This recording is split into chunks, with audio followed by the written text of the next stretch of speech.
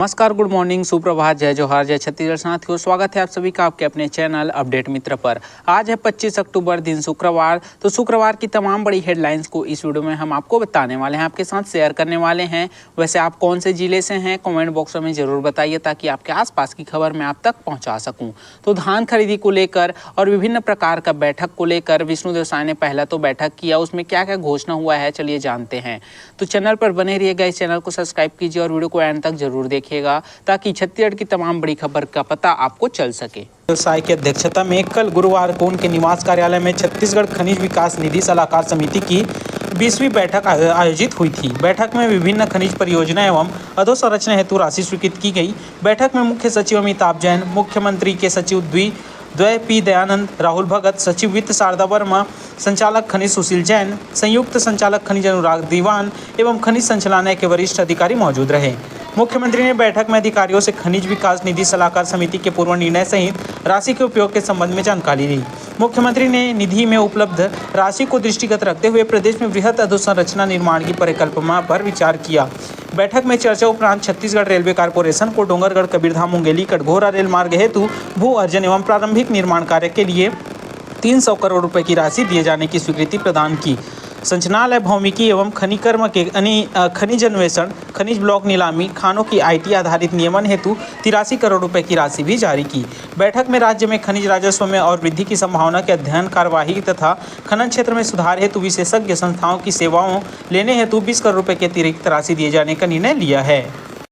दूसरी खबर आ रही है प्रधानमंत्री आवास योजना को लेकर। जी हां, धमतरी में प्रधानमंत्री आवास में भ्रष्टाचार के खिलाफ सरकार ने सख्त निर्देश दिए हैं। उसके बावजूद कई अधिकारी, कर्मचारी और जनप्रतिनिधि अपनी करतूतों से बाज नहीं आ रहे हैं। भोले भाले लोगों को योजनाओं का लाभ दिलाने पैसों की मांग का मामला धमतरी जिले में सामने आया है। प्रधानमंत्री आवास योजना में पैसे लेने का आरोप लेकर कमान परिवार जिला पंचायत पहुंचा। पति पत्नी ने सरपंच और उप सरपंच पर पैसा मांगने का आरोप लगाया, मगर लोड इलाके के कोरगांव के रूपलाल कमान ने बताया कि वह मजदूरी करके घर चलाता है, आर्थिक स्थिति ठीक नहीं है, पिछले 25-30 वर्षों से झोपड़ी में रहता है। इस प्रकार से जो है उनके गांव के सरपंच और उप सरपंच उनसे आवास योजना दिलाने के लिए बदले पैसे मांग रहे हैं, ऐसा उन्होंने शिकायत दर्ज कराया है। लेकिन अभी भी कोई इसके खिलाफ कार्रवाई नहीं की गई है। देखते हैं और क्या होता है। तो साथियों, अगला न्यूज़ आ रहा है यहाँ पर धमतरी जिले से है।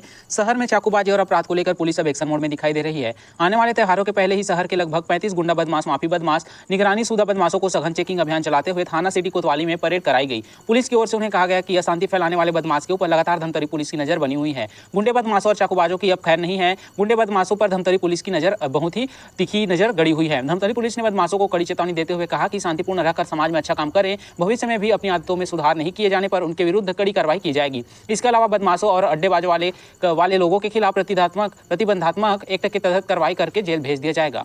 अगली खबर आ रही है गुलेरा पेंड्रा मरवाही से। पेंड्रा रोड रेलवे स्टेशन के पास भीड़भाड़ वाले इलाके में चाकूबाजी की घटना से हड़कंप मच गया है। कमानिया गेट के पास दाबेली दुकान संचालक और उसके भाई दाबेली खाने वाले आए युवक से पैसे लेकर विवाद हो गया, जिसके बाद दुकान संचालक और उसके भाई ने युवक पर चाकू से जानलेवा हमला कर दिया।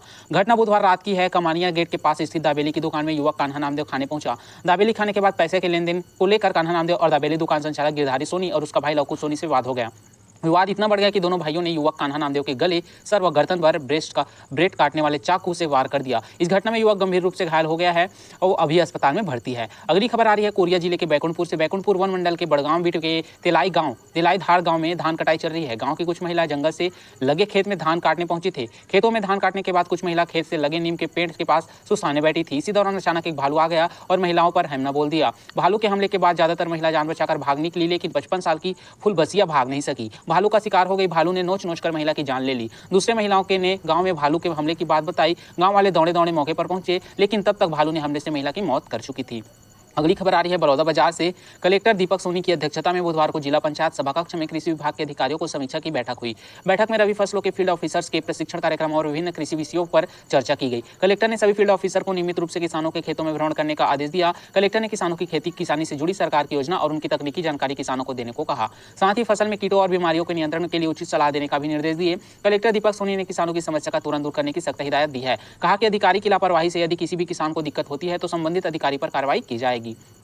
अगली खबर आ रही है भुवनेश्वर से। चक्रवाती तूफान दाना आज रात शुक्रवार को सुबह ओडिशा की पूरी तट पर और बंगाल के सागर द्वीप से टकराएगा। इस दौरान इसकी रफ्तार 100 से 120 किलोमीटर प्रति घंटा हो सकती है। इस खतरे से निपटने के लिए राज्यों में बड़े पैमाने पर तैयारियां शुरू कर दी गई है। वहीं तूफान दाना का असर कई राज्यों में अभी से सामने आने लगा है। कुछ इलाकों में बारिश हो रही है। वहीं तापमान में गिरावट दर्ज की है। ओडिशा चक्रवात दाना के मद्देनजर 10 लाख लोगों को सुरक्षित जगहों पर पहुंचाने का लक्ष्य है। यह चक्रवात राज्य के तटीय क्षेत्र और बढ़ रहा है और इससे राज्य की लगभग आधी आबादी प्रभावित होने का खतरा मंडरा रहा है।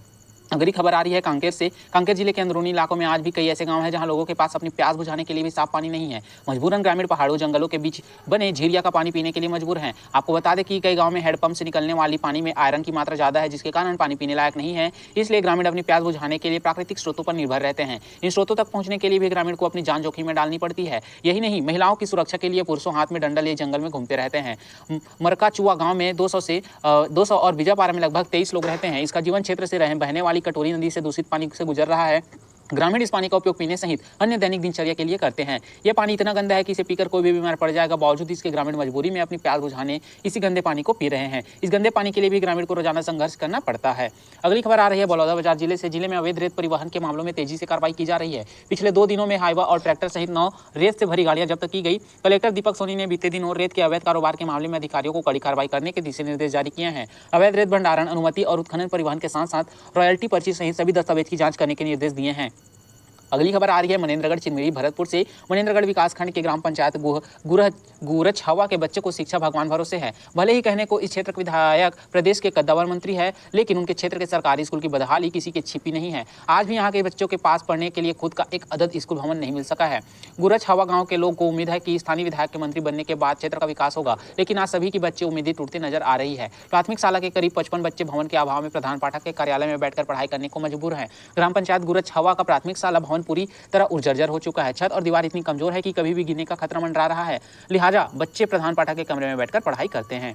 अगली खबर आ रही है रायपुर से। राष्ट्रपति द्रौपदी मुर्मू छत्तीसगढ़ के अपने दूसरे प्रवास पर 25 अक्टूबर को 24 को रायपुर आ रही है। 2024 को रायपुर आ रही है। इस यात्रा के दौरान वह प्रधानमंत्री जनधन योजना का फीडबैक लेने के साथ साथ प्रदेश की आदिवासी संस्कृति और विकास योजनाओं पर ध्यान केंद्रित करेगी। राष्ट्रपति नवा रायपुर में आदिवासियों से मुलाकात करेगी, जिसमें वह अनेक उनके अनुभव और योजनाओं की जानकारी को टटोलेगी। इस अवसर पर राष्ट्रपति आदिवासी संस्कृति पर आधारित किताबों का विमोचन भी करेगी, जो इस समुदाय की समृद्धि विरासत को प्रकट करती है।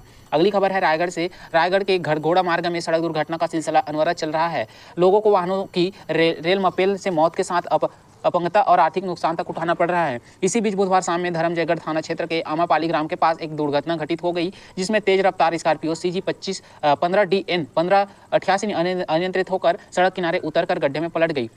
बताया जा रहा है कि सड़क के किनारे साइड शोल्डर नहीं बनाया गया था, जिससे वाहन सामने आ रही वाहनों को पासिंग देते समय सड़क से उतर गई। यह हादसा इतने भयानक था कि वाहन 2 बार पलट गई है। अगली खबर है रायपुर से। छत्तीसगढ़ में धीरे धीरे मौसम का मिजाज बदल रहा है। प्रदेश में ठंडी हवाओं का आगमन शुरू हो चुका है, जिससे सुबह और रात में गुलाबी ठंड का अनुभव होने लगा है। मौसम वैज्ञानिकों ने अनुसार ठंडी हवा के चलते न्यूनतम तापमान में गिरावट आने की संभावना बढ़ गई है। हालांकि दोपहर के समय अभी भी गर्मी का प्रभाव जारी है, जिससे प्रदेश में मौसम शुष्क रहने की संभावना है। राजधानी रायपुर में मौसम साफ रहेगा। अगली खबर आ रही है आपका। अब बता दें कि जल संरक्षण के क्षेत्र में मासूल पानी पंचायत ने कार्य किया है। इस ग्राम पंचायत ने 161 जल सेट संरचनाएं बनाई है, जिसमें 99 फार्मा तालाब शामिल है। इसके अलावा वर्ष 2023 के दौरान ग्राम पंचायत द्वारा 39 नंबर ब्रडशुड, 1 सामुदायिक तालाब, शिफ्टिंग, 2 कुएं, 2 भूमिगत बांध, 3 गेबियन और अन्य संरचना का निर्माण भी किया गया था।